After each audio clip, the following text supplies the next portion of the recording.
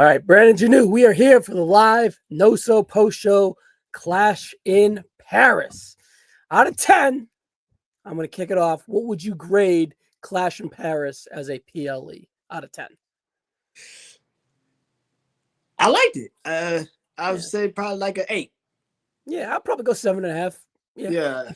There was a lot of good, some very good, a few excellent, and nothing really bad outside of what you suspected to be bad, right? So I think for a pay-per-view, it totally outkicked its coverage. 7.5, 8 is respectable. And we are not directly after the PLE. We're about 3 hours later. So it still feels right. 7.5, 3. 7.5 out of 10, 8 out of 10. Correct. Yeah. I mean, listen, this was what they could have. This is the best thing they could have asked for. WWE's been struggling. Let's be nice and genuine nicely with this. They've been struggling. For sure. They've been struggling with trying to find the right balance in between all of these PLEs and storylines and progression and what to put on the shows, what not to put on the shows. So yeah, I mean, like you said, outside of maybe 1 or 2 matches where it was kind of like, I don't know about that, this was the best thing you could have asked for. I don't know what you do in a couple of weeks at WrestlePalooza. That's kind of a whole nother conversation. But for what this was tonight, I said it on my show. I said, I'll probably go Royal Rumble, Elimination Chamber. This is a third or fourth for me. I mean, for like Evolution is definitely number 1.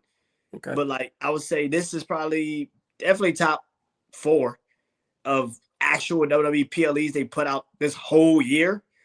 This is definitely and that tells you a lot because they put out a lot of freaking PLEs this year.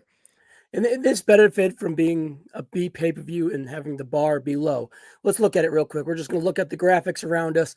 Rusev and Sheamus was a blow-off. Logan Paul Cena was a blow-off. This Gacy Street Profit stuff, it was more story, and it was kind of felt thrown in there. Becky and Nikki felt a little early on where they wanted it to be, but it felt like it was filling in after the Naomi match was kind of dissipated due to the pregnancy and whatnot. But it was the worst match on the card, but it's kind of a blow off. Now, these 2 matches, the opener, Roman Reigns and Bronson Reed, and the closer, Seth Rollins, Jey Uso, and CM Punk and LA Knight, that's what I really enjoyed about this, right? Like Cena and Paul was excellent. But the through line that they gave us with the backstage segments, the excellent opener, and the closer was really what kind of was the conduit of a good match here. And I think we started right off the rip here, Brandon. But first, before we do that, we have a few comments, and let's address them real close. Robert Brown, was that his first? That was comment. Yeah, if I ask, how are you guys going live? Just fell on a random scroll. Lafayette, Indiana. Wild hailing y'all. So welcome, Lafayette, Indiana. Yes. He found us on the random. So stick around and give us your feedback, Robert, as we go. So definitely. All right. This show kicked off with 1 hour of completion, about a 12-minute video package. You got some long ass entrances, and I think about 18 minutes in the bell rang, right? So we'll look at it 18 minutes in the bell rings for a 22-minute match, right, of Roman Reigns defeating Bronson Reed. Now, this was a Roman Reigns formulaic match, and that's not a bad thing. I am sure this was a test for Bronson Reed to see what you can get out of Bronson Reed in said match. And let's see if the glove fits. We're going to have Roman Reigns go out there and give you 75% of what he would give you in a main event PL match, which I personally enjoy the Roman Reigns structure of a match. It works. It feels big. The homeboy doesn't close. He opens. If he doesn't close, he opens 100%. And as he should, right? He is the 1A of WWE superstars. He's the biggest WWE superstar of modern day for sure. And Bronson Reed's on the extend. He's the 3rd guy in this group. And it just kind of fit, to be frank. It worked, to be frank. It was It was good. I don't want to. I say 75% of a Roman Reigns match because Bronson Reed doesn't warrant the full Roman Reigns experience, right? And with Roman Reigns to go out there and give him a full performance, Reed ain't going over, right? Or beating Bronson Reed by going out there and giving him so much just doesn't. That would kind of bastardize the Roman Reigns formula, right? So at like a 3.5 star to give it a star rating here and a very good opener, Roman Reigns defeats him. What did you think about the match before we get to the afterwards? That's exactly what I gave it to. Like 3.5, like 3.5, 4 stars. That's literally what I gave it. Yeah, I mean, listen, I think, first of all, I am happy Bronson Reed got the title match, got this match. I'm happy they went with Bronson and not Braun. I don't know what it is about Braun. I'm just not intrigued by Braun Breaker. Like what he did after the match is what he's perfect for. Ooh. He's perfect for that. I do not care about his matches. Okay, we'll see. We'll get there when we get there, but continue. He's really Scott Steiner in the ring. Like it's like he might as well start taking his freaking offense. Like because he's the same damn person. I do not care about Braun Breaker's matches. Bronson Reed, on the other hand, I saw him in NXT. I saw what he was capable of. I know what he can do. So the fact that him and Roman got this match and it was the opener and you got all of the time to do what you needed to do pretty much. And then to have the angle at the end, which was great for not just Braun, but Bronson too. This is what you need to do. That was great. That was great. In particularly, what the hell are they going to do now with Paul Heyman pretty much also be written off? I'm pretty sure Paul Heyman got written off tonight. So does this mean, especially like you said, at the ending with that angle, how we closed out the night, are we about to get 2 different visions going on? Because Paul's not there to mediate this shit no more, technically. So Paul's not there to mediate this. Now what? We'll cross that bridge when we get there. But the match, like we said, very good. Let's address a few comments here. How often do we go live? I usually go live after every PLE, and Brandon has his own channel where he kind of puts out content, and I'll put his stuff in the comments afterwards. So go give Brandon a follow, Robert. But we're pretty much live here on the NoSo after every PLE. This time we just happen to be a little late because Brandon did his own show, and I went and did Malik's show. And this is kind of the time we had to do it this time around. So also, Roman Reigns is the WWE's. Are you familiar with Goku? Are you familiar with Dragon Ball Z? Yeah. Is this accurate? I'm not. So is this accurate? It's pretty goddamn accurate. I mean, listen. Roman is the top guy. Like you've been in the building when he's come out. I've been in the building now when he's come out. The mood changes. You can feel it. Like the mood changes. I've never. Yeah, he's a legit star. He's a legit star. Yeah, the fucking mood changes. It's like, holy shit. You had Post Malone out there marking out. Like my man was like in awe when Roman came over. I swear, Post Malone was like trying to steal those shoes. When Roman was signing those shoes, he's like, Roman, let me get them shits, Roman. Let me get them shoes. Those shoes. You know what I mean? I swear, Post Malone was trying to get them shoes. He was like, make me the tribal thief. I'll be the tribal thief. So, but bro, you could buy these shoes. Why you want them? Like, what the fuck? But my man, Post Malone, he was into it. Yeah. Like, and I think it was genuine. The guy was into it. I'm like, just don't put him in no wrestling matches. Listen, you could like it, you could watch it. Just don't put him in no wrestling matches. I don't know, man. You had Jelly Roll out there marking out. And I was at SummerSlam with my 2 boys and my buddy that comes over and Gregoire Jr. You guys have seen them. And I was starting, let's go, Jelly Roll. And just to kind of play along because we had floor seats. So I wanted to have the fun experience. And 4 out of 5 of us were in the living room watching it. I was like, oh, is that Jelly? Let's go, Jelly. And they all started laughing. But man, what I will say, to get back on topic real quick, to kind of put a bow on this opening match, that closing segment was awesome. Now, if you told me that they allowed it an hour for this, and I would be like, an hour, that's a lot of time. That's a little risky.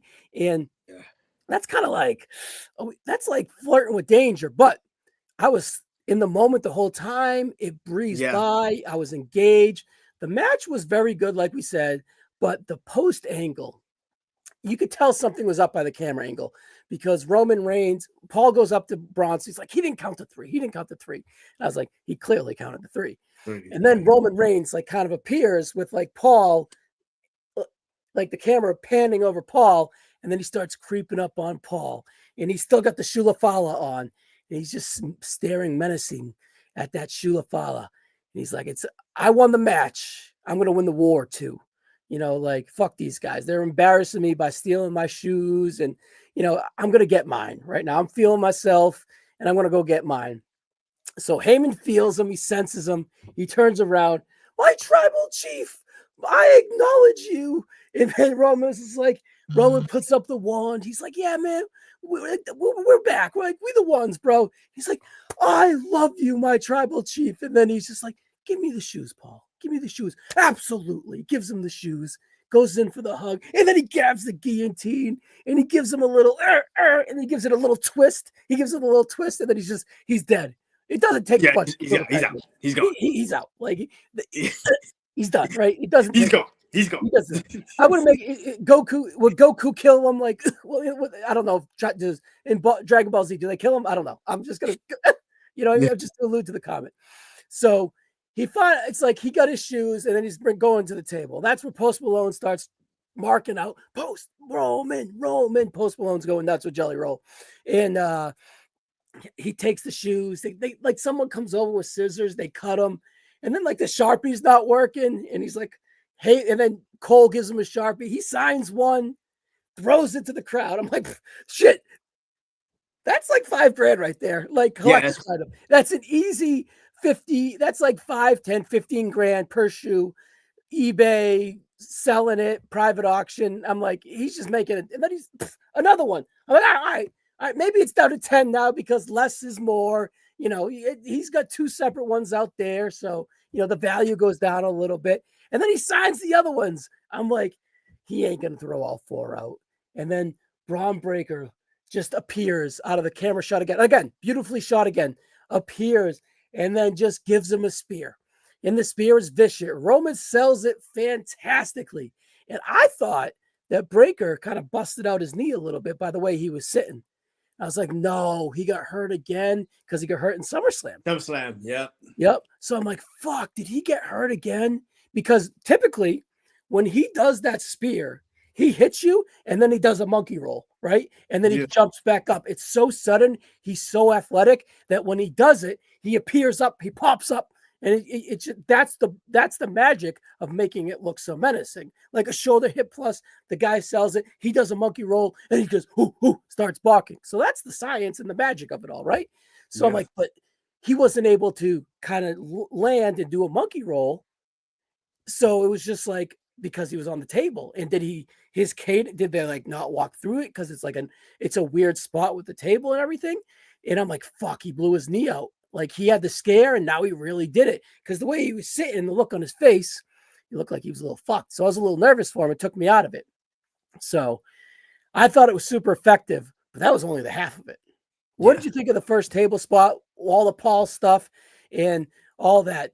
Did you think that was enough, or do you think that was just kind of the start of it? We knew something was coming. I literally said, why the hell is Braun not out there? I literally said that. I was like, why is Braun not out there with Bronson? That didn't make any sense. I knew something was coming. I knew Braun was going to be somewhere in there, somewhere in the distance. To have that moment happen like that, particularly, that's how you get Roman off of TV. It was perfect. It was the best way you could have done it. I love the fact that it was Braun Breaker that came out of nowhere. Now, I was with you. When he kind of just sitting there, I'm like, what the fuck is he just sitting there for? I was like, what is he just sitting there for? I really did that. He was also hurt. I was like, oh shit, here we go. But he got up. Thank God. And it was on after that. I mean, yeah. I mean, we also knew Jay was going to be a part of this somehow, some way, because Jay's not just going to let his cousin just get his ass whooped.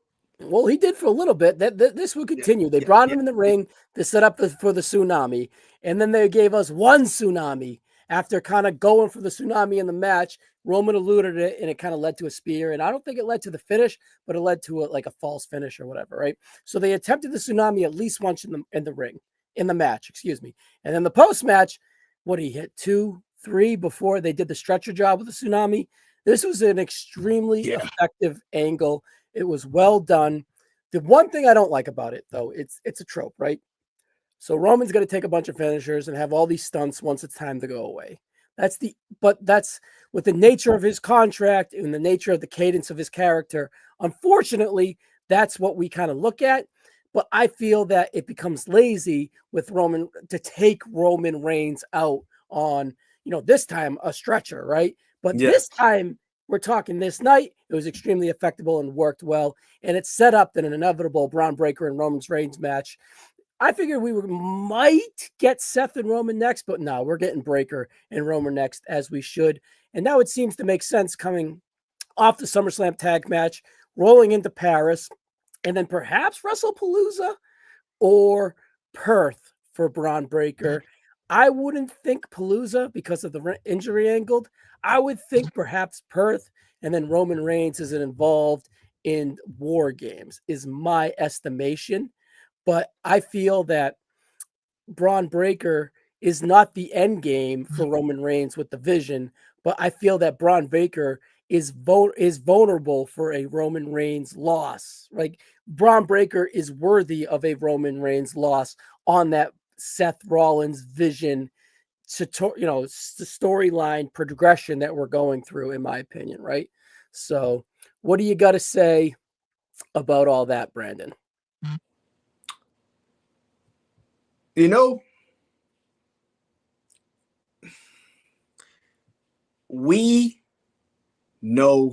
wrestling. Yeah, we know wrestling.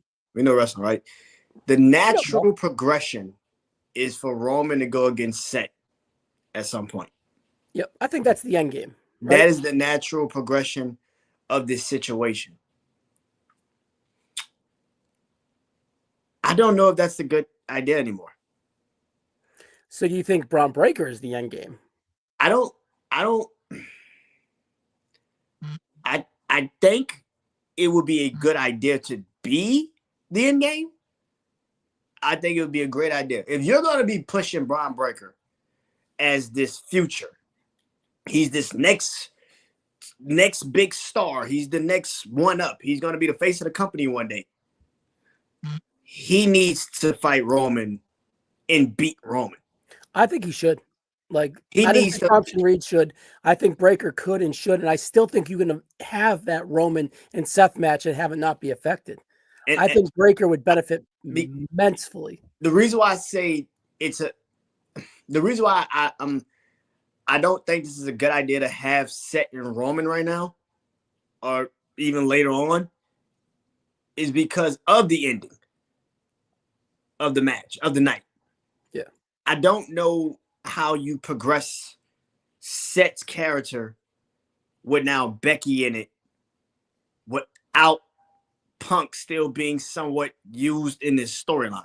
Yeah, it's the timing wise, we're not getting Seth and Roman anytime soon. And maybe 2026, but and we know and we know that. And again, once Seth took the belt from Punk, Punk's going to get the belt back from Seth. He's going to beat Seth. He's going to take the belt. But Roman and Seth doesn't need the belt. And that's why I think a lot of people are having a hard time understanding this. Yeah. I don't think Seth and Roman need the belt. But it's kind of hard to not have the match without the belt on the line. Yes and no. But if it's like if it's the end game, it's because they end each other. Because of what Roman said Monday. It's not my time yet. Yeah. And he also chuckled when they booed Cody. He's like, Interesting. I think Punk and Seth are going to have a WrestleMania match 1-on-1 before Roman and Seth. At 42? I think it's at 42. I think I'd have to also see. the last couple of moves we've seen, which was like Sammy being moved from Raw to SmackDown, that's a massive move for the progression of Seth's storyline because Sammy's gone. What's the point? Because we all thought Sammy was going to be the one that was going to go against Seth at WrestleMania. What if it's not? What if it's Punk? Yeah. I would be surprised if Punk and Seth made it to WrestleMania. But what if Punk beats him before WrestleMania? He takes the belt and it's LA Knight Punk. Perhaps we can get there down there by that road, but we'll cross that bridge at the end of the show, Brandon. Right? But to kind of put a cap on this in the near future, excuse me, I think Braun Breaker is up next for the big dog, and I think Braun Breaker defeating Roman Reigns, because I think Roman Reigns will beat Seth Rollins when it's all said and done, and then Braun Breaker kind of holding that over Seth Rollins will then put a crack in the vision when the time comes, say April, May, June 2026, if they even get that far, right? Yeah, so, I don't know how long you run this storyline. I don't know. Like I said, maybe Paul being taken out, but Becky being put in. Maybe that speeds up the progression of Braun Breaker. Feel like he doesn't really need Seth Rollins. Yep. So by the time you do get to the WrestleMania, matchup between Roman and Seth, if it goes the way it's supposed to go, which is Braun beats Roman, yeah, he have a little bit more bragging rights over Seth, which would probably drive Seth crazy. Yeah. So, all right, Seth Robert again here. Seth Rollins and the Vision should go over against Roman and his team at Survivor Series. I think we want to sit on that for now, and then when we close the show, we'll circle back on that as we talk about the main event and let us kind of simmer on what we would think that would be. And then as we close, we can kind of look out at the Survivor Series. So for now, let's go and jump over to the next match here, and that is the Wyatt Six, Joe Gacy and Dexter Lumis, with Uncle Howdy, Eric Rowan, and Nikki Cross defeat the Street Profits with B-Fab via pinfall to retain the WWE Tag Team Championships in 13 minutes and 10 seconds. Again, this is probably the least anticipated match on the card. It was announced 48 hours ago on SmackDown. And all that being said, it seemed like the mission here was to kind of plant the seeds of the Street Profits kind of having a fraction. They've been slowly kind of having a fraction, but I feel like they accelerated this night here. And for what, I'm uncertain. For why, I'm uncertain. I felt that Montez Ford had much more upside and momentum around Elimination Chamber 2023. Yep. And then they decided to keep them together. Here we are 2 years later. And am I mad at it? No, because I think the Street Profits have more equity as a team. But what I will say, if they split them up, they got to go with one of them. And that's got to be Montez Ford, even though I think Dawkins would be fine. But if they go with both of them, they ain't going halfway with one. You know what I mean? They're only going to go halfway with one of them. And as a whole, the Street Profits mean more. The roster's so deep. The star power is so bright that do we really need a Street Profit breakup when the tag team division, these two are your biggest, most decorated stars as a whole? So I'm a little confused on why we are breaking up the Street Profits, unless if you have a concrete plan to go with a Montez Ford, even though I like Dawkins and I think Dawkins would be fine, but Dawkins would be fine in like a 2010, 2019 roster where stars are needed. 2025, stars are not needed. There's a plethora of them. And I don't think that Angelo Dawkins' name is big enough to do anything in the mid-card from a singles ranked. And you would really need to get behind a Montez Ford. And honestly, Montez Ford would need to shed all the Street Profits skin before they go with him. Because look at Jey Uso is not Jey Uso from the Usos. Shawn Michaels was not Shawn Michaels from the Rockers. Montez Ford has shown characteristics of charisma. Montez Ford has shown characteristics of star power. So there's definitely some substance there.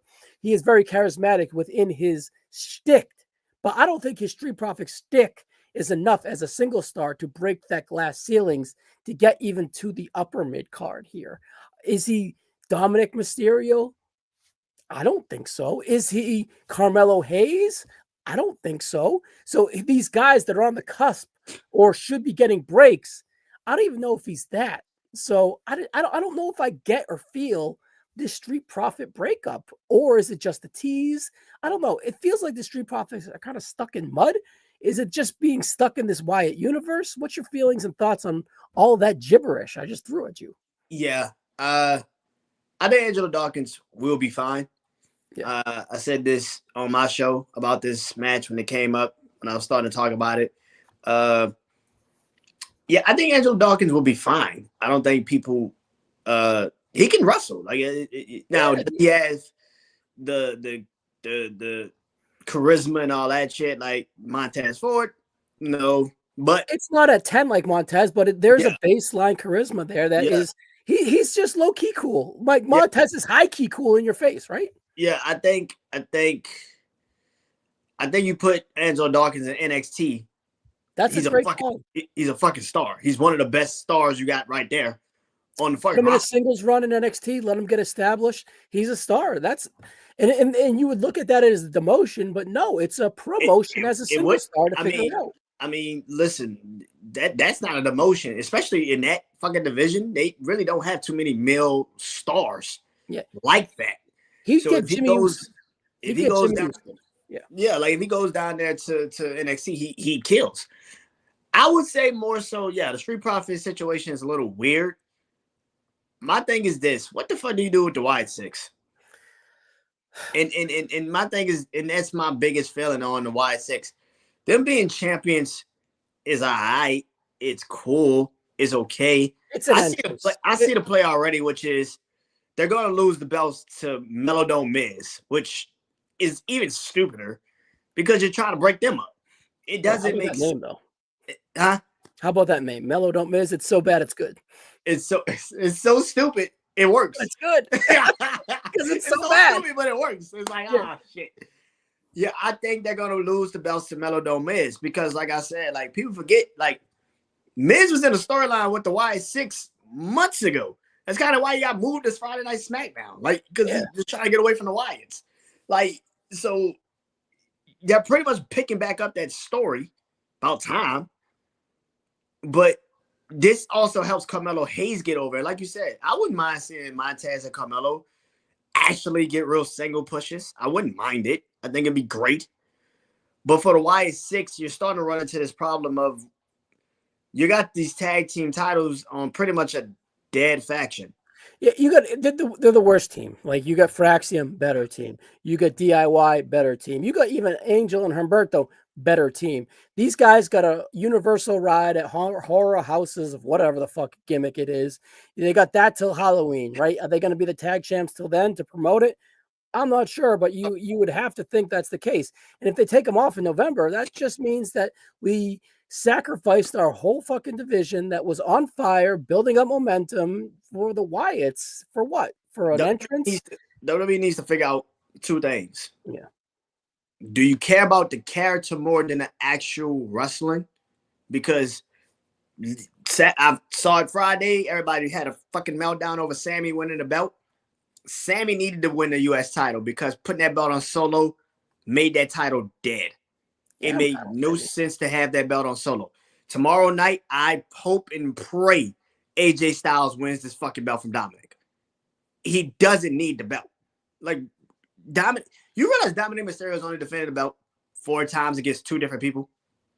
AJ twice, and then... It'll be AJ twice tomorrow and Penta twice. That's it. He's had the belt since WrestleMania. He's only defended the belt 4 fucking times. Well, his character is to avoid defending it. But even in that sense, there's a way you can still put him in the ring and get fucking matches out of him. You're just wasting the belt. They have a champions problem where they present them and they don't really. I get that he was hurt. If he was hurt, vacate the title. Let's move it. Yeah. Like, you got Ilya Dragunov now coming back. You got all of these people. WWE has this problem where they have characters with the belt, but the character don't actually move the belt up anywhere. They don't make the belt better. They think putting the belt on them is just enough, and that is what it is. But what I will say here in this next match, Becky Lynch versus Nikki Bella. This is a rare occurrence. Becky is a very person rare that they go out there and showcase her in title matches, right? And 13 minutes and 7 seconds in a title match versus Nikki Bella is too similar to the Lyra match that went on a little bit too long. This match went on about a little bit too long by half, in my opinion. It just felt clunky out of spots. I wasn't really fully invested into it. Now, and this was a match that I was kind of low-key anticipating just because it was unique. You had two women from two different generations, right? And Nikki from the end of the Diva era, Becky from the beginning of the Women's Revolution, coming together, household names, big stars, different styles. It just that it meshed from a verbal standpoint for sure. Just from an in-ring standpoint, it's easily been Becky's worst match since her return. And it is what it is. I felt bad. I wanted it to be good. I wanted it to be decent, and it was okay at best. It was low-key clunky and just uninteresting as a whole. And her to beat her by a roll-up instead of a manhandle slam or whatever, it's just whatever. Unfortunate. And I constantly stick up for Becky and like Becky. Just tonight, it just wasn't working. And I'm ready to say it. I don't really think it was on her. Yeah, it wasn't on Becky. It was on Nikki. It was on Nikki. And it's unfair to give her 13 minutes, though. They did too much. She tried to do things in that ring that she hasn't done it in a long time. Again, Nikki Bella, is a special attraction. Great. The problem with that is that she had only one singles match since being back since the Royal Rumble, and that was Chelsea Green. That's it. She hasn't had another fucking singles match. She's been in tag team matches for most of the time she's been back. So you pretty much gave her a title match and told her to go out there for 13 minutes with Becky, who, like I said on my show, like, this is the worst match Becky's had since fucking coming back. Like, you telling me in a couple of months, this woman had probably one of the best triple threat matches we've seen in a minute at Evolution with Laura and Bayley. Yeah. And the two previous Lyra matches too. And then a great Laura match. Then you turn around. Even her and Bayley had a pretty good damn Intercontinental title match on Raw. Like, and then you turn around and you have her fight Nikki Bella, with Nikki Bella's only having one regular match by herself since being back since the Royal Rumble. The fuck? Yeah. Like I don't understand the booking. Like I didn't understand it. Like I will say, you had to put a women's match on here. You could have put Julia and Zelina Vega. This was a filler because then the Naomi, pregnancy. Yeah, they had to have a women's match, and this seemed like it would be a Raw match, and they probably just threw it in here. That's my estimation. You could have figured it out. You could have had Becky and Natalya. I would have took that. Like this shit this is pay-per-view worthy or PLE worthy. It just didn't deliver. It's PLE worthy off of the name value. Exactly. Not the actual in-ring ability. I will say though, low-key, the first promo battle was fire though. The first promo battle worked. It worked.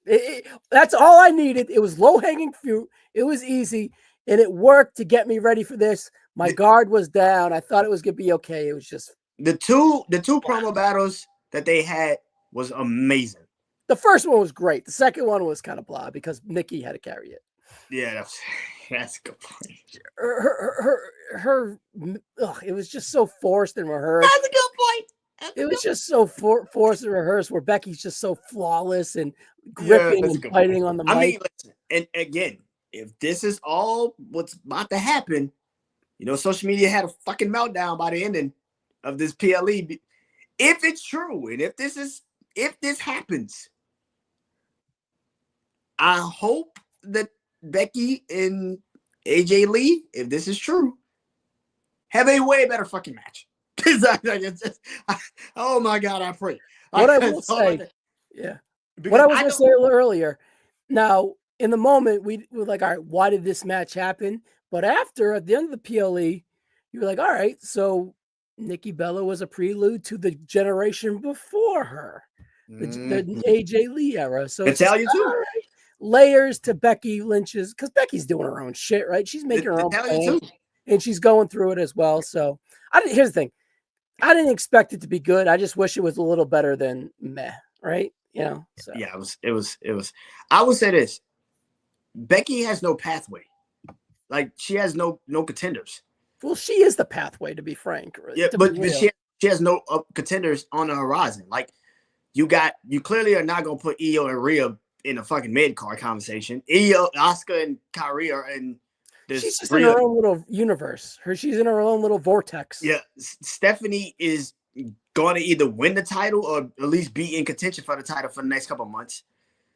You have no matter what you believe, Maxine Dupree is never going to be probably in that same conversation to get a title.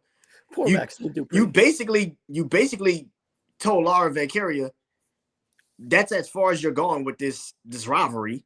We don't know what Bailey's going to be doing when she comes back. Is she going to be Bailey's talking to her own self, man. Yeah, is she a face? Is she a heel? We have no idea what they're doing. So it better be AJ Lee because I don't know who the fuck Becky fights if it's not her. It has to be. We'll get into that a little bit later. Rusev defeats Sheamus via submission, an awesome looking submission too, and a good old fashioned Donnybrook match. 20 minutes and 8 seconds. Brandon, this was hard hitting. It was vicious. Now, let me tell you this. This feud has been hard hitting and vicious in single match aspects. Now, I was a little worried coming into this because I looked at the Lyra and Becky feud as they had two great in-ring matches beforehand. And once they got to the gimmicks, it was played out. It was long in the tooth and it was kind of boring. Right? Now, I was a little nervous that we were going to get that result here where they would play into the Donnybrook a little bit too much. It would be kind of hokey, too gimmicky, and it wouldn't play into their strengths of fella and brute, right? But my God, we got all of that. This was really fun.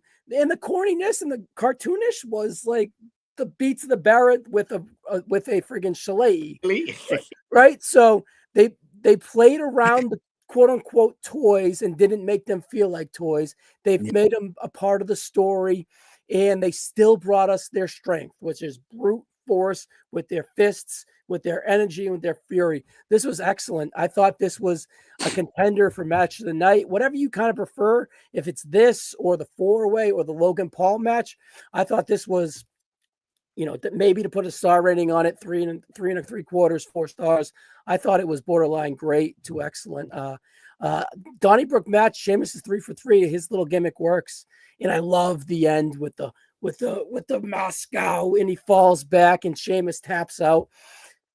Banger, no pun intended. I love this fucking match. I thought it was gonna be great. It was fucking great. Yeah. This is the best thing you could have asked for if you was Rusev. Yep. This was it. He build off it though. That's where the conversation kicks in. Because, like I said, the reason why I want AJ to win tomorrow is think of the possibilities of what the fuck that looks like. You have AJ and Rusev. You have AJ and Sheamus. You have AJ and Ilya. Maybe Penta. You got so many fucking number one contenders right there. That is why I do not like having a belt on Dominic Mysterio. It just does not fucking work.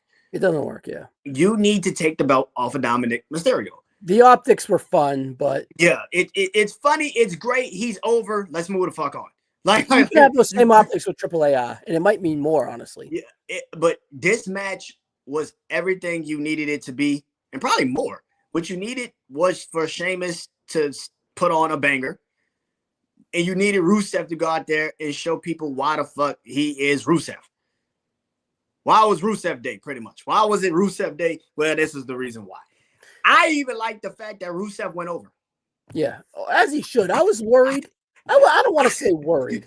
I was like, Rusev needs to win the match. Like, I don't think anybody can even convince me that he shouldn't have won this match. I think it was a good way to give him the victory in the rivalry, so they say, and let's move on. I think this is a great situation. Sheamus could afford to lose this because if you're going to move him in other directions, this is a great one that to move him on to a new direction. Rusev needed this way fucking more, especially, like I said, if AJ is going to win the belt tomorrow, Rusev versus AJ for the Intercontinental Championship, I'm for it. Yeah. So there was 3 paths coming out of this match. First being Sheamus wins, and then that's kind of DOA for Rusev, in my opinion. Yep. And then if Rusev wins, is what we get now. Rusev's ceiling could be the Intercontinental Championship against AJ Styles. But personally, I feel that he could have a mini feud with like a Cody Rhodes for the world title, a CM Punk for the world title. I think he can get up to that status and go for a baby face. I don't think he would defeat the babyface for the world title, but I think he could legit go out there and have compelling match and a compelling feud with a babyface for the world title. Okay. What about LA Knight? If LA Knight were to win that, sure, but they don't need a belt to have something. Well, look, here's the thing. LA Knight coming out of the title scene and Rusev heading up, I don't like that for LA Knight because Rusev's going to continue to ascend, and LA Knight, it's because then if LA Knight beats him, then it's just like, all right, well, now we have 2 guys at the same level. Who? Jey Uso. He's got some equity. Like LA Knight should be a guy that stays up there. Not that Jey Uso can't. Jey Uso could have probably afford a loss to Rusev more than LA Knight. LA Knight can, yeah. I agree. Yeah. So, but I thought the last possibility, which I don't think is a possibility anymore, is I thought there was a possibility this could have been like a bar scenario where they feud and then come out as partners. But I don't really see that now after watching the match. I think people forget how the bar got started. Yeah, best out of 7. They had an undecisive 7th match, and then they became a team. They've realized instead of fighting each other, they want to be together. No, that's not how it started. The bar got put together because they were going for the 7th match was for a title match opportunity. And whoever won that between Sheamus and Cesaro, Mick Foley promised them they would get a title match. And it was a tag title match. And it was a tag team title match. And that's how they ended up as the bar. And they won the belts. And then they realized, holy shit, we can actually do this together. That is why I say this is never going to be a bar situation. It could be. Yeah. But you got to have an actual reasoning behind why they need to be a part of, like, they need to do something like that. There's no title match opportunity that's coming up. Like, so they were forced to be a tag team. I don't think Rusev and Sheamus needs to be forced. Now, I don't think it's going to happen anyways coming out of it. I was just looking at it coming in, but with that conclusive to finish, it's Rusev Day from here on out. Yeah. And we'll see how much they get behind him. Mind you, the Rusev story heading into this was pretty much, without saying it, I went to AEW to kind of gain my confidence and find what I could do. And he really gained his confidence by beating Sheamus, his longtime foe, coming out of it. And let's see what I really can do. So I think that he has a chance. I don't think he'll be world champ, but I think he should and could contend for one. So we'll see. All right. The next match here was on the level of this match here. In 26 minutes, John Cena defeats Logan Paul via pinfall in a singles match. This is the longest match of the night. It was a tremendous match. Logan did a bunch of the work early, carried the match from an athletic standpoint. His heel mannerisms kept things extremely interesting early on in the match. And we got Super Cena here, man. Logan Paul brought it. This was not as good as the Roman match, right? Logan Paul was on a Neville level at that Roman Reigns match, but Logan Paul put on these shoes and he probably maximized what a John Cena at the age of 47 years old match could look like from a main event standpoint. Now, if this match was in January, February, it wouldn't be as good because John Cena, the babyface in January, February, is not the John Cena as the babyface now. The John Cena in January, February was insecure, hadn't won a match in forever. And if we were to go Super Cena in January and February, it wouldn't translate. It wouldn't go. It would be going through the motions. You wouldn't have the investment. But we had the heel run. Say what you want about it. Low key, I think history will dictate that it really wasn't as bad as we perceive it to be. Even though I'm saying that it was a disappointment, I agree with that sentiment, right? But you still had the Orton match that was really good. The Punk match was really good at times, even though it was a little bit disappointing. The Cody match to cap it off with the full heel face turn was fantastic. But the stigma of the WrestleMania 41 match with the Fiend and all that stuff, ass, straight ass. But the moment to kick it off was excellent, right? But the reason I bring it up is not to reflect on it and to go over it, is to say and reflect on what I was saying about January and February. John Cena going through the trial tribulation, the heel turn for 5 months, made Super Cena a thing for the end of this run here, for the back 9 of this year-long journey that we're on. We have 9 appearances left. We have at least 4 matches left. At least 4. And he's giving us back-to-back bangers. Cody Rhodes first, Logan Paul now. We ain't getting these levels of John Cena because we don't have the investment if we don't go through the heel turn. Now, could we have accelerated the heel turn and got to this a little quicker? Perhaps, right? Revisionist history, 2020 vision. Of course, we could have, should have, would have, right? But I'm not mad at that heel turn because where we are now in September and August with John Cena, because January, February, it's a nostalgia act. February, September, we're in the weeds. Super Cena is back. What'd you think of this match? I thought it was too long. Okay, 26 minutes, match of the night. I thought it was too long. Longest match of the night, excuse me. Yeah, yep. I thought it was too long. Yeah,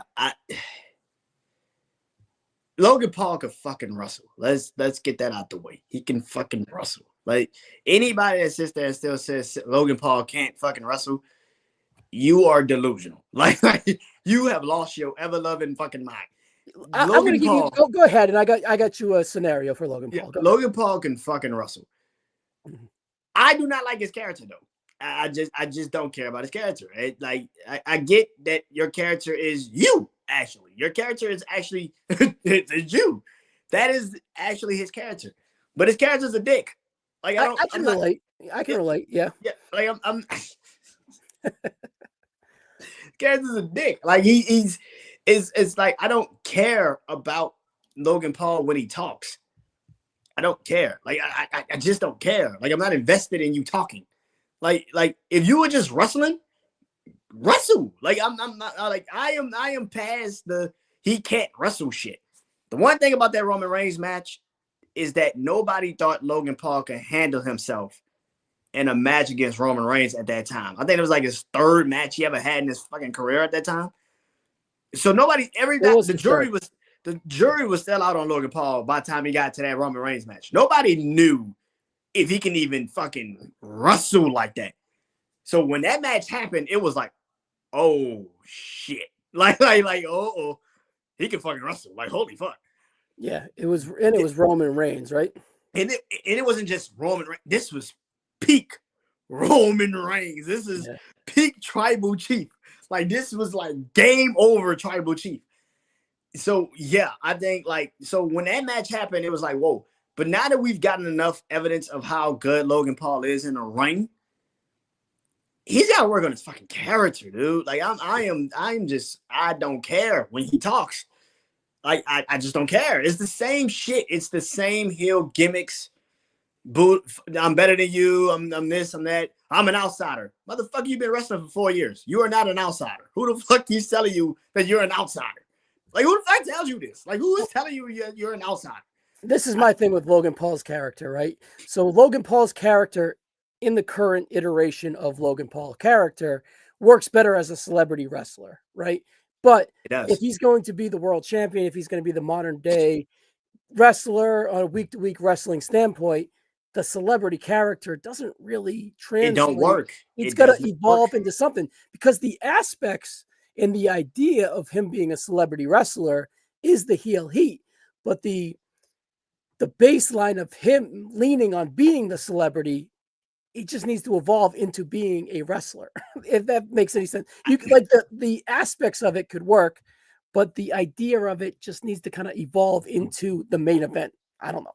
I think they play too much into his celebrity and not his ability. Yeah. Like, it's too much of it. It's like, I know you're a celebrity, dude. I don't need you to tell me. But Roman Reigns is a fucking celebrity, but he's a fucking wrestler. Like, what Rhea Ripley's a fucking celebrity. She's a wrestler. What the fuck are you trying to tell me, bro? Like, I don't care. I don't care. All in all, this match was great. like, let's get this out the way. This match was great. This was awesome. The fact that John Cena hit a Styles Clash is fucking mind-boggling. Like, a lot of callbacks, like the Cena match. There was definitely a lot of callbacks. I would say this. That Styles Clash, though, was kind of terrible. It was like, because he didn't even jump. He just, like, fell over. Like, he didn't even jump. He just fell over. I was like, shit, Cena, come on, man. How many times you been in the ring with AJ? And but the end of days was the shit. That was a good ass end of days. I was like, holy shit, he hit the fucking end of days. The Christopher Daniel move that he pulled out too, and I believe he trained with Christopher Daniels back in the day too. Brandon, do you mind if we bring on another guest here? Richie Mars has joined us. We're going to bring him in and get his thoughts here on this one. Richie, what's going on, buddy? You kind of throwing my flow out here with the layout, but we're here. Brandon, Richie, Brandon. Nice to meet you, Brandon. How are you doing? Nice to meet you too, man. How you doing, man? Hey, I can't complain. Yeah. All right, Richie. So we're in the, as you've been listening a little bit in the background. We've been talking about the Cena in the Logan Paul match. You got anything to add there? The thing is with the Cena and Logan Paul match, Paris was the perfect place to put this match if they were going to do it, because the crowd was going to react no matter what. But the fact that they busted out moves like you guys were saying, the end of days, Styles Clash, Angel's Wings, Code Red, like they were going to pop. Like it was going to take a good match and make it to a great match to make it into an amazing match. And a lot of people are saying it's like, oh, we could have been having this Cena since, like, you know, the big heel turn happened. And it's like, oh, that shows how much of a fail the heel turn was. But I think the heel turn worked in a way where, and I think, Ryan, we talked about this in the preview, where it showed like how much more appreciation we should be for John Cena being a babyface. And the thing is, like, now we know, like, within this environment, how good he is, or how good he was when he retires as the top babyface for some odd years, and how tough that position was for him. And I think being a babyface definitely played to John's strength, especially here, because Logan is a very easy heel to get heat from. And it was like, you know, classic John Cena, classic heel. He faces off against, you know, Young Gun versus the Old Stallion. And I really did enjoy just the matchup in general. Did it go on too long? Yeah, a little bit. But at the same time, they used their time well. And it's probably one of the best John Cena matches that we've seen during this entire run. Granted, the bar was a little low. Yeah, just a smidge. But this was a John Cena match without, you know, multi-mans, without interference. And it just shows how well John is in this babyface position. And I think that's why his heel matches faltered, because he hasn't worked heel in about, I don't know, 25-ish years. And no one really accepted it. That was the biggest problem here. Everyone accepted this match tonight. Brandon, what you got? Yeah, I think I think we will look back on the heel turn a little bit differently. Once it's over, we will look back on that heel turn. It was needed, for sure. Yeah, it was needed, but it's also, it feels like, I'm gonna always go back to what it was. The Rock should have never been a part of it. If they would have just did that heel turn, John Cena kicked Cody in the nuts, hit him with the belt, won at WrestleMania, I think we would have accepted the heel turn way more important. They just set the bar so high with that initial kickoff. I think the fact that The Rock just never came back, he never like even acknowledged the fact that The Rock was a part of it. It just made the heel turn look like, okay, so what the hell is up to Soul? What are we doing with the Soul? Like it just fell like it's over. Well, that's never been a part of Cody's journey, right? But we're just not ready for it. The fact that The Rock wasn't a part of it, the Soul storyline got completely and utterly just destroyed right in front of our eyes. And the fact that Cena was just left holding the damn bag. It was just like, okay, well, Cena, here you go. What do you mean here I go? Yeah, we're probably gonna find out a lot more about like what did and did not happen during this heel turn. I mean, but again, it was needed in order to show the fans the appreciation. If it's like you don't know what you have until it's gone, and we almost lost that. Cena vibes in February, March is corny. Now it's Super Cena. Like it's just acceptance. It's just it just worked. It was just a little too long, probably. and this was also the first time Cena didn't have like a table or a chair or something mirror, like keeping him from actually having to show that he can actually wrestle. Like it was like it was actually a good match to see. Yeah, they didn't leave the ring, if you noticed. Yeah. So you said earlier people need to shut up if Logan Paul can't wrestle, right? So I think he can prove that he can wrestle. Now, Brandon, you're a huge football fan like myself. I equate it to this. My simile to this is Logan Paul is a running back, right? And if you put him in an offense with an extremely good offensive line and an awesome head coach in parallel to an extremely good wrestler and an agent that can lay out the match, and you have the crowd investment, which he constantly does of late because he's so hated to make his other guys so loved, then they can execute the plays that they have laid out effectively, right? So if everything is perfect and great, he is a fantastic running back. He is Emmitt Smith in the 1992 Cowboys, right? They got the awesome line. They got the quarterback. They got Jimmy Johnson. They got Michael Irving. Shit is clicking. Like, he's great. But if it's 1991 in Detroit and he has a bad line, he's got a head coach that's checked out, he's got a shitty ass defense, this motherfucker got to run to 8 sidelines to find a hole.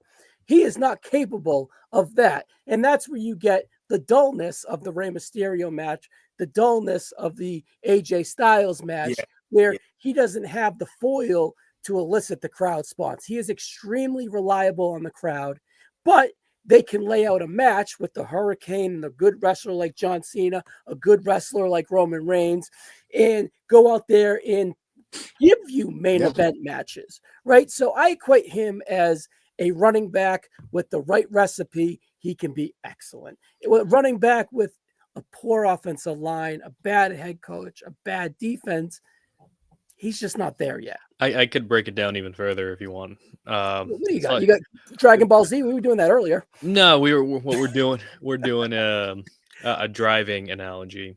Okay. Like you could get point A to point B with a GPS pretty clearly. Yes.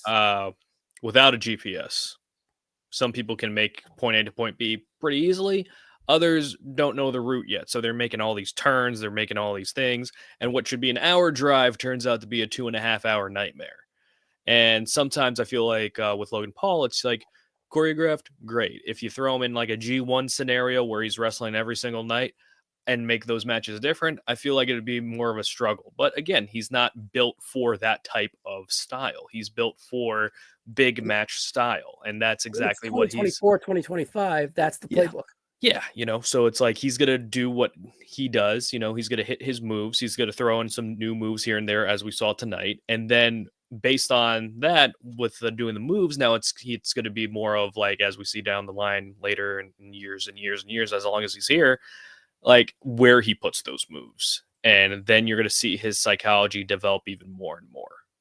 Yeah, he writes the chapters extremely well to plan the book out well. And he's writing some best-selling novels to give him strength. Tonight was a great match. The Roman match was a great match. He is building a portfolio of fantastic matches. It can't be denied. He's a good wrestler. Yeah, I think he can't be in the ring with everybody. Yeah, he's got to be in the ring with a certain wrestler. He needs to be in the ring with someone that's over, that elicits the crowd response easy. Like Seth Rollins. Yeah, like Roman Reigns. Cody. Cody. Yeah, like John Cena. Well, Logan. Yeah, we know he's a great wrestler. I would say this about Logan. He's still an amateur. Yeah, in a sense of that was a 30-second match. Like he's an amateur still. Like, yeah, he can perform in the big matches. But if you put him in a match, let's say against Dragon Lee, Is he giving you that? No, because he doesn't have the crowd response to Yeah. get behind. And the thing is, like, Logan's had less matches here than Rusev has in AEW. So, it just shows how, like, short his, like, repertoire and his catalog is when it comes to diverse matches in general. So it's like, it's one of those things where we're still like finding out who Logan Paul is, not only just as a performer, a character, and everything, and see if he does evolve past a certain point. Because there's some where it's just like he's thrown in like with an AJ or a Ray, and it becomes fairly obvious that he's going to win a match, and as a result, it just feels like the tension is lost because of that. You got to put him in scenarios where it's a little bit more unpredictable whether or not he would win or lose. See, here's the thing: they couldn't book him as a world champ. Is he going to feel like a world champ? That's the thing with me.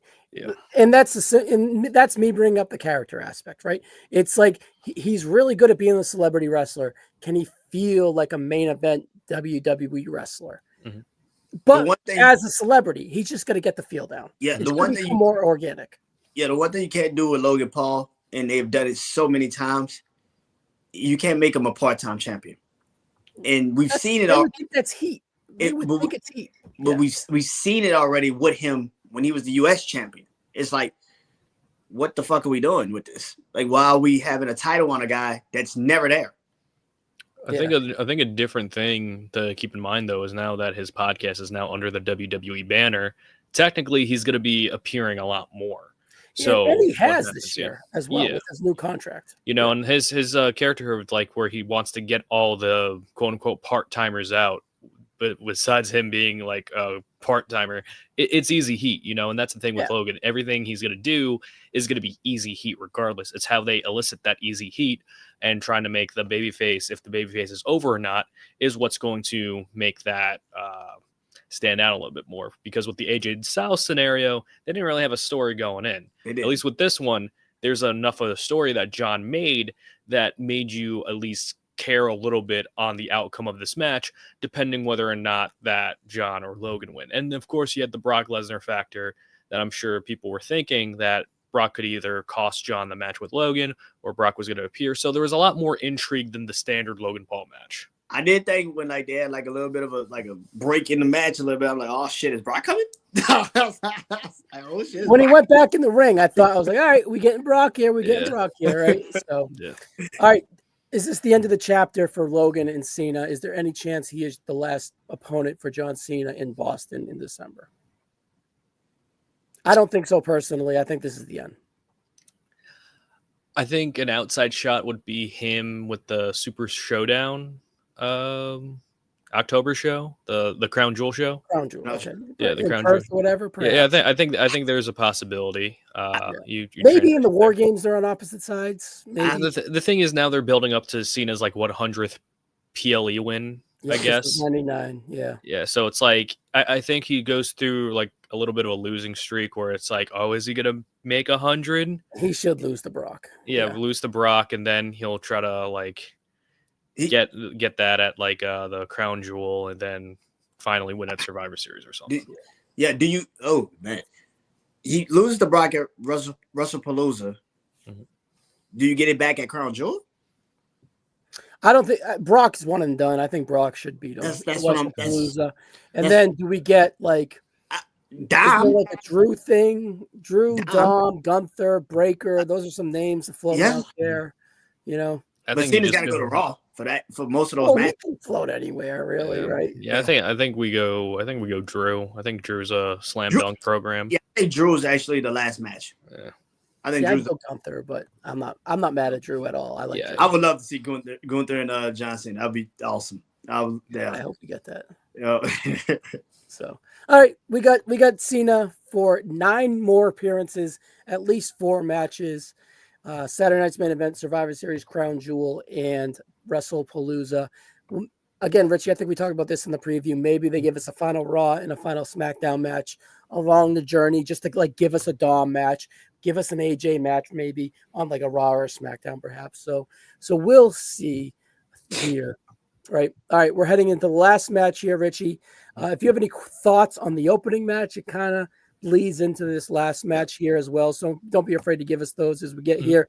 And Brandon, of course, we have to book War Games like we were asked earlier by Robert Brown. So Here's your final match. Seth Rollins defeats CM Punk, Jey Uso, and LA Knight in 29 minutes and 29 seconds to retain the World Heavyweight Championship. Division. Braun Breaker and Seth Rollins was banned from the arena, heading past or in coming out of the Roman Reigns angle. Richie, I'm going to throw to you first. The angles with Roman Reigns. Anything you want to add to that? Me and Brandon kind of waxed poetic on it earlier. If you'd like to add anything, we thought pretty highly of it. Yeah, I thought it was very well done, especially because you had that tease in the beginning where Roman was going to accompany Jay, and then this is a way to write Roman off, and then it gives you the will they won't they. If Roman is going to come back out, but obviously after he got stretchered out, it seemed like he was probably going to be out for the rest of the night. And then you had the Seth Rollins interview where he's like, he's always thinking 2 steps ahead, and it's good in one way where it's like it was a very strong write-off and made the Brawns look absolutely dominant. The only thing that I didn't like about it, it's not because of the beatdown. It's like what we've seen before with the Roman Reigns write-offs, right? It's like usually he gets beat up like multiple times, then stretchered out, and the repetitive nature. Yeah, there's got to be I don't want to say better way, a more creative, more organic, something more. Yeah. Where it's just like, even it's like I think even the NWO, they covered like a Kevin Nash injury by saying it's like, oh, he's suspended. Like, why not like Roman just like spear Pierce or something like that, and then he's ridden off for television for X amount of time. Just the whole medical, I'm out, he's hurt, he's vulnerable. And the thing is, it didn't like him being ridden off. You'd think like Jay would be kind of like the center focus in this fatal 4-way match to a certain degree. But to be honest, he was probably, other than the entrance, he was probably the least focused on person within this match. I think this match was a very strong performance for LA Knight. He was the conduit to the whole match. Yeah. I was going to throw it to you right away with that, Brandon, right? Yeah. I think he was like the one where he's just like, I don't know if my spot is guaranteed after this match. So I'm just going balls out. I'm going to have a moment with at least everybody in this match. With Punk, he had the shove with the table that almost kind of didn't break. And then, you had the and the yeet off with Jay. And then you had the elbow miss through the table with Seth. So he's pulling out new stuff where it's just like, he's proving that he could be more diverse than I think a lot of people give him credit for. And I think he had probably the strongest performance out of everybody within this 4-way match. Absolutely. I thought he was awesome throughout. Jey Uso was just there. Seth Rollins, I will say, this is one of the biggest, how do I put this? This is one of the first times I felt that he was an as big star as CM Punk. Not to put any shade on Seth, right? But this is the first time that I felt that he was as big as a star as CM Punk in the presentation. Do you kind of agree with that, or do you guys get at least what I'm saying? But I am a Punk mark, so and you want to know why? As you will, You want to know why Seth felt like a bigger star? Is because there was no distractions at ringside for him. There was no Paul Heyman, there was no Braun, there was no Bronson. Seth does really well by himself. Yeah. And I think the thing that the Vision is like, and people call them the Seth Riders, it's a cute name, and I chuckle at it as well. And there are a lot of similarities. You got to be blind not to see it. But Paul Heyman has tremendously benefited Braun and Bronson because their characters were so like underdeveloped in comparison. With Seth Rollins, it's almost like Paul Heyman didn't really add anything. He hasn't done shit. And it's just like not the chemistry, like there's not really chemistry. He's just kind of there. And with Seth, I think he works best because at least as like the architect mind, where he's like a fusion of all his past iterations. And I think that's what they were trying to go for here. Yeah. And the thing is, I feel like whenever Seth is paired with somebody, it just seems like the other person kind of takes his shine off a little bit. Yeah. The thing about Seth, and I am a Seth fan, so the thing about Seth, he does better by himself because he is the visionary. Yeah. He sees shit before anybody else does. I get the decision of pairing him and Paul together because they're both about the future. The problem is Paul does not help Seth, and Seth does not help Paul. They don't fit each other. They don't fit each other.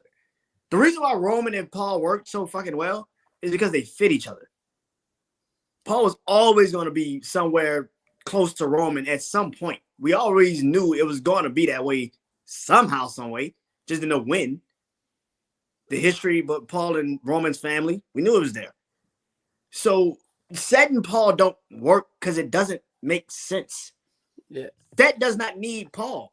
What the hell is he telling Seth that Seth doesn't already know? It's one of those the enemy of my enemy is my friend partnership. It really does. Where it's just like we hate the same people, so we should be on the same side. Same side. You know, but that's more of a affiliation more than we're together. Like you need me to help you, protect you certain times here and there. I got you. But yeah, Bronson and Braun Breaker have worked perfectly with Paul Heyman.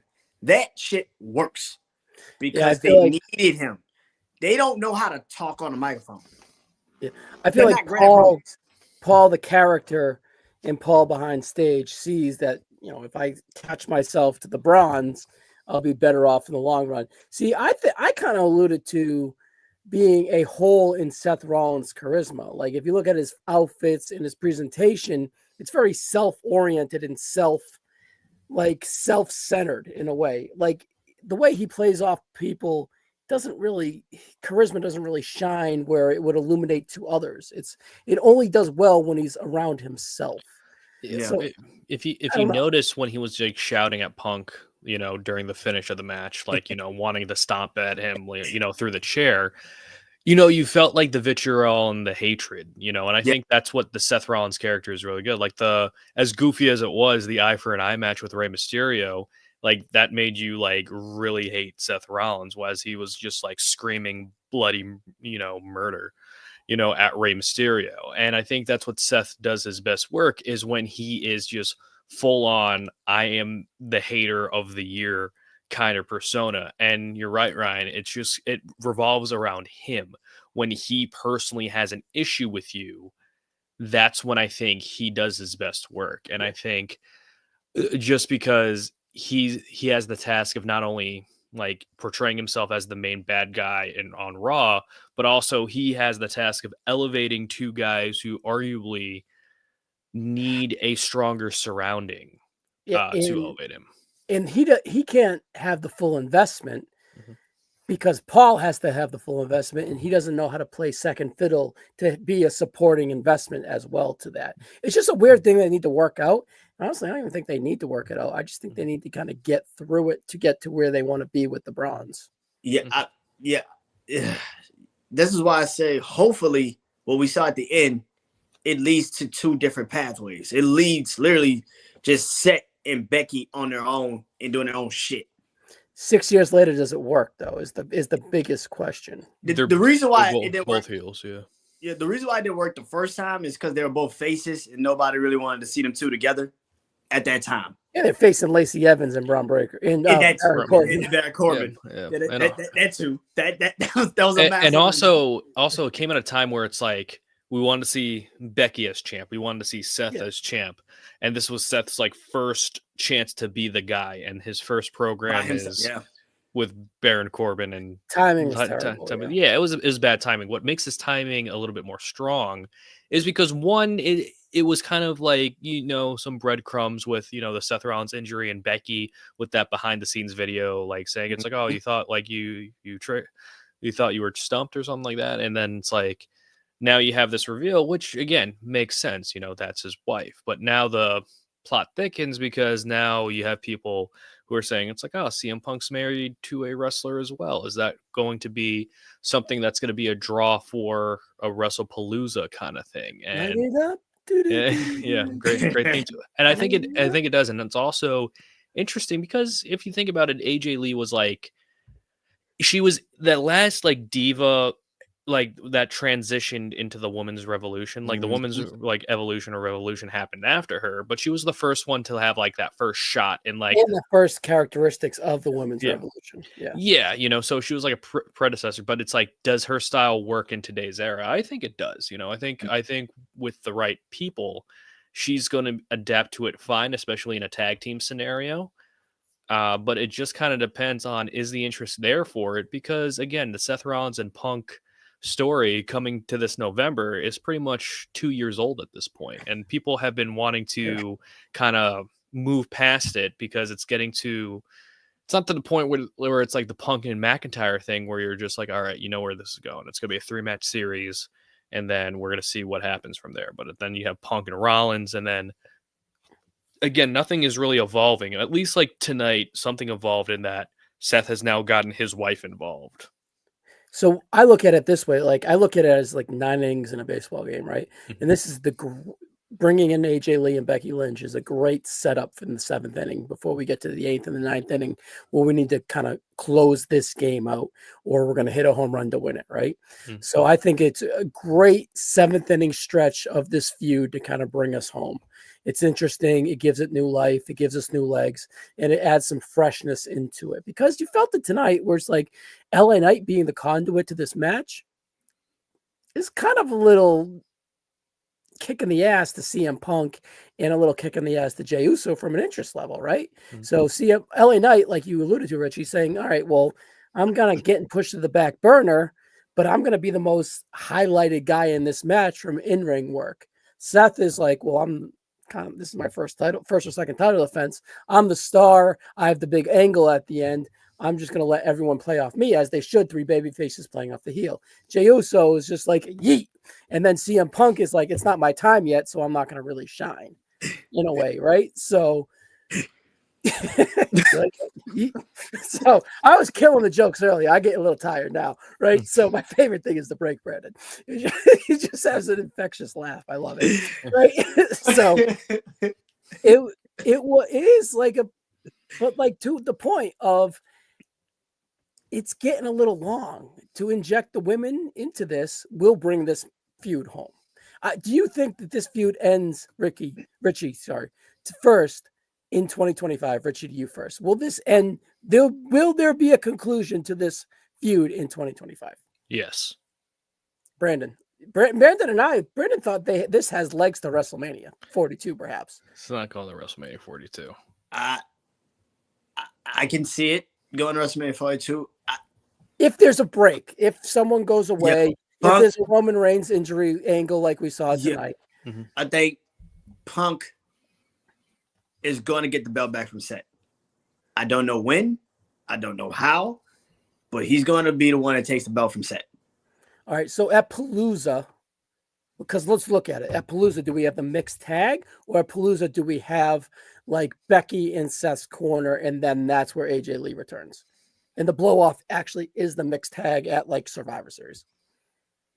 Let's see, because you think that in the Crown Jewel we would have champ versus champ. They got perfectly for that. So yeah, well, I should have alluded to that, saying the thing is, we're gonna have champ versus champ in Crown Jewel. Yeah, because with that, I mean, with the whole, like, because Ron, you and I talked about this with Palooza. They're gonna stack that show up It's gonna be loaded as much as humanly possible. So what's like the Punk versus Rollins? It's gonna be a draw. AJ Lee's going to get a blow off because the girl's injecting into it now. Yeah, and then you have the potential of AJ Lee and Becky involved. I think it adds more intrigue to that WrestlePalooza show. So personally, for me, from an interest standpoint, I think the tag match would be more interesting. But it's like, again, it's like it could be another catalyst in there. Here's my problem with having Seth and Punk. Punk took the pin tonight. So how do you justify Punk getting a title match over LA Knight or Jey Uso when he's the one that took the pin tonight? Well, the way I look at it is Punk pinned him at Netflix. Punk pinned him again in the Chamber. He escaped him in the Raw at MSG. Now that he needs to kind of get a win back here, right? So he got a win. He got the win at SummerSlam. Well, he pinned Roman at WrestleMania, right? And then he got the pin at SummerSlam. Yeah. He got the pin here in the 4-way. So they're 2 pins apiece with Seth escaping. So it's 3-2 with the escape. But the escape more played into the WrestleMania match, right, with Roman pulling him out.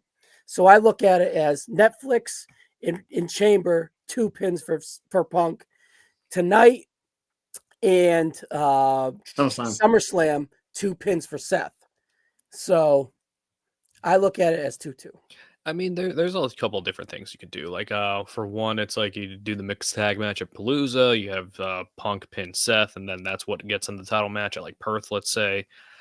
Or this is kind of just leading to like a co-branded War Games if they want to be so bold to do so with the Vision versus team like Punk or what have you. But again, I think the safer option is probably the mixed tag. It's going to elicit a more like not only a reaction from like the diehard fan base who want to see AJ Lee return, but also it's going to be like not even like a shot in the arm. It's just more of like a nudge saying, hey, the Seth and Punk thing has a new chapter that's going to interest a lot of people with the return of AJ Lee. And I'm just wondering if that's enough to get this feud over the hump where people would be looking forward to see a final blow-off match between the two. Yeah, I kind of agree with you that we should see it in 2025, the latest being the Royal Rumble. That should be the latest blow-off, or they're brand new to Netflix, or what the beginning of the Netflix, whatever. That should be the blow-off. I don't think it has the legs to WrestleMania. But what I will say is I think Palooza, we're getting a mixed tag. Even if it's like, because the main reason for Palooza, they'll tell you, is ESPN. But it's not. It's not. It's to put the AEW in the ground. And they want to curb stomp them, no pun intended, right? They're going to give you Brock Lesnar in a first match in 2.5 years versus John Cena with 8 appearances left. They're going to give you Drew McIntyre versus Cody Rhodes in a WWF title match, which is extremely fresh. And then they give you AJ Lee, the darling of the internet fan base right now, clamoring for her at WrestleMania, clamoring at her for every Royal Rumble. You're going to give them that night, ESPN, WrestlePalooza, $30 against All In or All Out, whatever the fuck it is. It's going to be all over for AEW if they do that. In their eyes, not my eyes. These are not my words. This is them pitching it. No, because like strong, like the thing is, it's like, is it going to convince anybody who was already planning on watching AEW? No, absolutely not. No. What WWE is trying to do is control how information spreads and what's going to get more traction: AJ Lee returning or a potential Kenny Omega Hangman Page match, which I would love to see because it's a different chapter in their rivalry. However, AJ Lee returning for the first time in 10 years is going to flood pretty much all the social media. Yeah, your Brock is playing to a different fan base. AJ Lee is playing to a different fan base, and then McIntyre versus Cody is playing to a different fan base. You're only playing to one fan base with Omega versus Hangman. Mm-hmm. Yeah, and that's the thing. It's like you're attacking multiple fan bases at once with WrestlePalooza. With AEW, they're just going for their fan base, which is fine. You know, it's like they're going to, again, both shows are going to be successful in their own ways. And the thing is, the WrestlePalooza, like again, if you're already planning on watching AEW All Out, WrestlePalooza is not going to change your mind, and vice versa. It's going to be a great night for wrestling, and it's going to. Again, it's going to be people that are going to be fighting. This show's better. No, this show's better. It's like, doesn't really matter. It's going to be a more of a battle to who can control the information that's going out. Yeah, and they're going to spray out every fan base that they can. And AJ Lee is low key like a rabbit in the hat to pull out and be like, that's so fucking wrong for especially to the AEW. That's so damn wrong. Do you think we see do you think we see the Rock at the end of WrestlePalooza going and then leaving? You know, I think he's gonna be like 6, 7, 8, 9. Well, we'll get to we'll cross that bridge when it happens. Listen, it might happen. Let's not act like it couldn't happen. It might happen. Yeah, the Rock might just pop up for no reason at all. You just be like, what is he doing here? He was like, I heard there's good shrimp in Indianapolis. What's that place called? Well, people thought he was showing up tonight because he was in Italy. And I'm just like, do people not realize Italy and France are two different countries? Low key, I played into the Tony D Italy vibes. Like he put on Instagram that he's in Paris, so we could see him on Raw potentially. Yeah, tomorrow. You see his ass on main event. You ain't seeing his ass on Raw. Whoa, no. Well, I gotta find out what happened in NXT. Somebody abducted him. I just don't know who yet. Hopefully, I thought it was Seth Rollins, and he was going to show up tonight to be a Seth rider. Yeah, well, the Seth Rider name really makes me like happy. Like the thing is, it's like they do one crucial thing better than the Death Riders, and that's like develop personality of the other members in the group.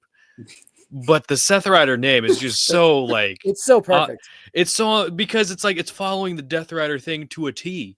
Like there's like no changes almost.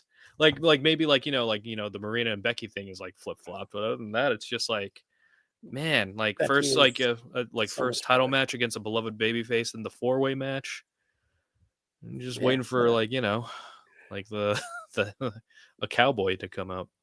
All right, Brandon, we're getting long in the tooth here. We promised Robert we would kind of book a 4 or 5 match War Games match. Are we taking the Seth Riders and throwing them in there?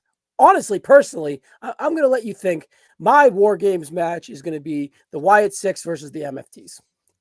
I'm kidding. Oh shit! Oh, imagine that's what they give us. Boring. Oh my god, that sounds so boring. Jesus, that sounds so boring. Come on, can you see Solo Sikoa in the Uncle Howdy showdown? That would be epic, man. That would be like WrestleMania 6.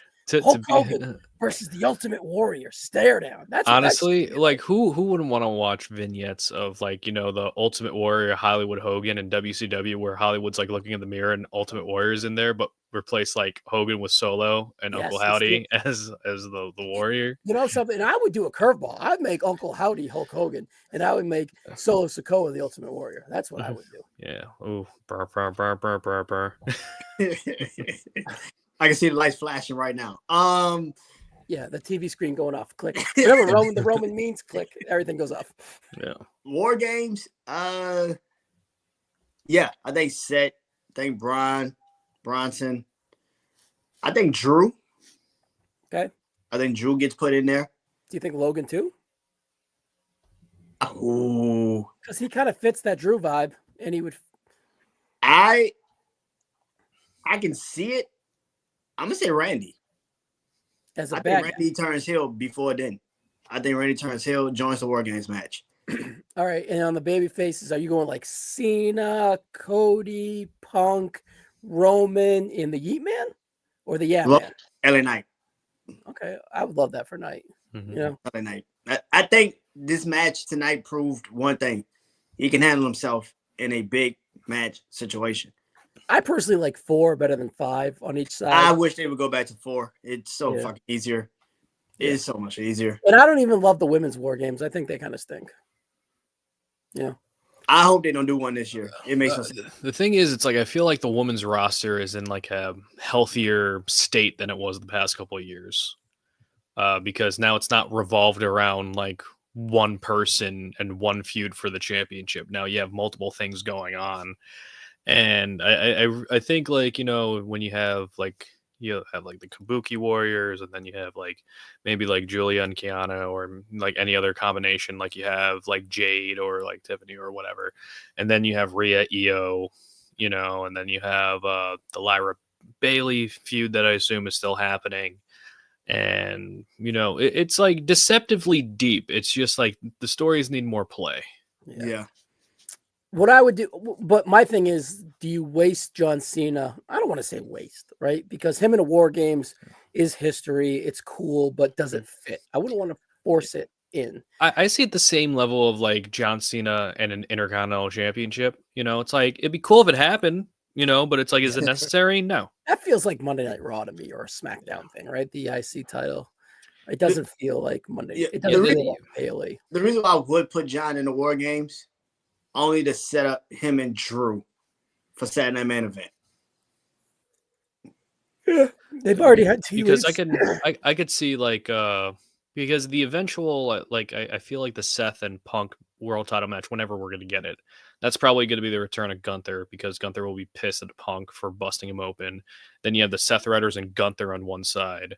Then you have like Punk. Gunther in a War Game's interesting. Yeah, like then you have Punk, Jay, probably LA, and then it's like Jay trying to convince Roman to join them, but Roman. I actually think that works a little better. Yeah, and I feel like, and plus you could get like a stare down between Roman and Gunther for the future potentially, and then you could even add like Brock and Cena if you want to do 5.